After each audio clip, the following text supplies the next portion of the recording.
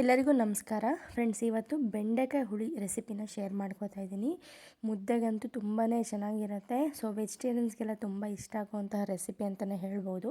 ಹಾಗೆ ಬೆಂಡೆಕಾಯಿ ಕೂಡ ನಮಗೆ ಆರೋಗ್ಯಕ್ಕಾಗಿರ್ಬೋದು, ಮಕ್ಕಳಿಗೆ ಬ್ರೈನ್ ಶಾರ್ಪ್ ಆಗೋದಕ್ಕೆ, ಹಾಗೆಯೇ ನೆನಪಿನ ಶಕ್ತಿ ತುಂಬಾ ಇದು ತಿನ್ನೋದ್ರಿಂದ ಒಳ್ಳೆಯದು ಅಂತ ಹೇಳ್ತಾರೆ. ಸೊ ಹಾಗಾಗಿ ಇವತ್ತು ಬೆಂಡೆಕಾಯಿ ಹುಳಿ ರೆಸಿಪಿನ ತೋರಿಸ್ತಾ ಇದ್ದೀನಿ. ಇವಾಗ ನಾನು ಬೆಂಡೆಕಾಯಿನ ಚೆನ್ನಾಗಿ ತೊಳೆದು ಕಟ್ ಮಾಡಿ ಎತ್ತಿಟ್ಕೊಂಡಿದ್ದೀನಿ. ಇದಕ್ಕೆ ಬೇಕಾಗಿರೋವಂತಹದ್ದು ಶುಂಠಿ, ಬೆಳ್ಳುಳ್ಳಿ, ಸ್ವಲ್ಪ ಕಾಯಿ, ಒಂದು ಟೊಮೆಟೊ, ಹಾಗೆಯೇ ಹುಣಸೆ ಹಣ್ಣು.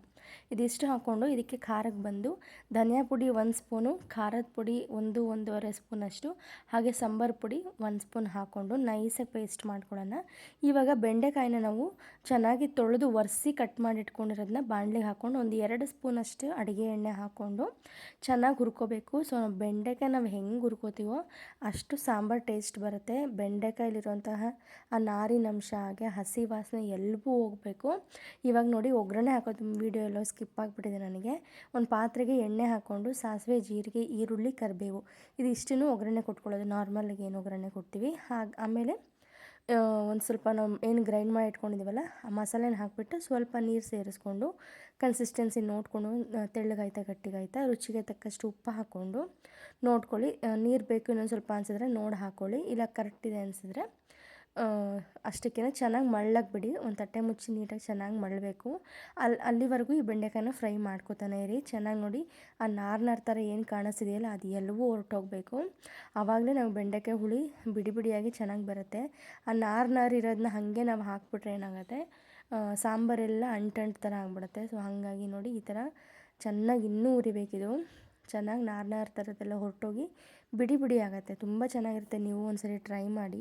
ಯಾರೆಲ್ಲ ನನ್ನ ಚಾನಲ್ ನೋಡ್ಕೋತಾ ಇದ್ದೀರಾ ದಯವಿಟ್ಟು ಸಬ್ಸ್ಕ್ರೈಬ್ ಮಾಡ್ಕೊಳ್ಳಿ, ಫಾಲೋ ಮಾಡಿ. ನೀವೇ ಸಬ್ಸ್ಕ್ರೈಬ್ ಮಾಡಿ ಫಾಲೋ ಮಾಡಿದ್ರೆ ನಮಗೆ ಇನ್ನೂ ಖುಷಿ ಆಗುತ್ತೆ ವೀಡಿಯೋಸ್ಗಳನ್ನ ಹಾಕೋದಕ್ಕೆ. ಇವಾಗ ನೋಡಿ ಸಾಂಬಾರು ಚೆನ್ನಾಗಿ ಕುದೀತಾ ಇದೆ. ಒಂದ್ಸರಿ ಉಪ್ಪು, ಹುಳಿ, ಖಾರ ಎಲ್ಲ ಟೇಸ್ಟ್ ನೋಡ್ಕೊಬಿಡಿ.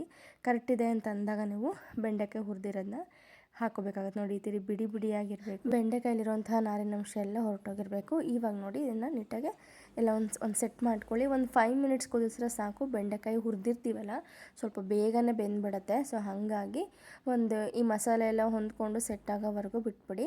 ಒಂದು ತಟ್ಟೆ ಮುಚ್ಚಿ ಒಂದು 10 ನಿಮಿಷನೂ ಇಲ್ಲ, ಒಂದು 5-7 ನಿಮಿಷ ಇಟ್ಕೊಂಡು ಚೆನ್ನಾಗಿ ಬೇಯಿಸ್ಕೊಂಡ್ಬಿಟ್ರೆ ಬೇಗನೆ ಆಗುವಂತಹ ರೆಸಿಪಿ ಅಂತಲೇ ಹೇಳ್ಬೋದು. ಫ್ರೆಂಡ್ಸ್, ಯಾರೆಲ್ಲ ನೋಡ್ತಾ ಇದ್ದಾರೆ ಇನ್ನೊಂದು ಸರಿ ಹೇಳ್ತಾ ಇದ್ದೀನಿ, ರಿಕ್ವೆಸ್ಟ್ ಮಾಡ್ತಾ ಇದ್ದೀನಿ, ದಯವಿಟ್ಟು ಫಾಲೋ ಮಾಡಿ, ಸಬ್ಸ್ಕ್ರೈಬ್ ಮಾಡ್ಕೊಳ್ಳಿ, ಹಾಗೆ ಸಪೋರ್ಟ್ ಮಾಡಿ, ಒಂದು ಲೈಕ್ ಮಾಡಿ ಅಂತ ಕೇಳ್ಕೊತೀನಿ. ನೋಡಿ ಇವಾಗ ಬಿಸಿ ಬಿಸಿ ಮುದ್ದೆಗೆ ಸಾಂಬಾರು ರೆಡಿಯಾಗಿ ಹೋಗ್ಬಿಡುತ್ತೆ. ತುಂಬ ಕ್ವಿಕ್ಕಾಗಿ ತುಂಬ ಬೇಗನೆ ಆಗುವಂಥ ರೆಸಿಪಿ ಇದು.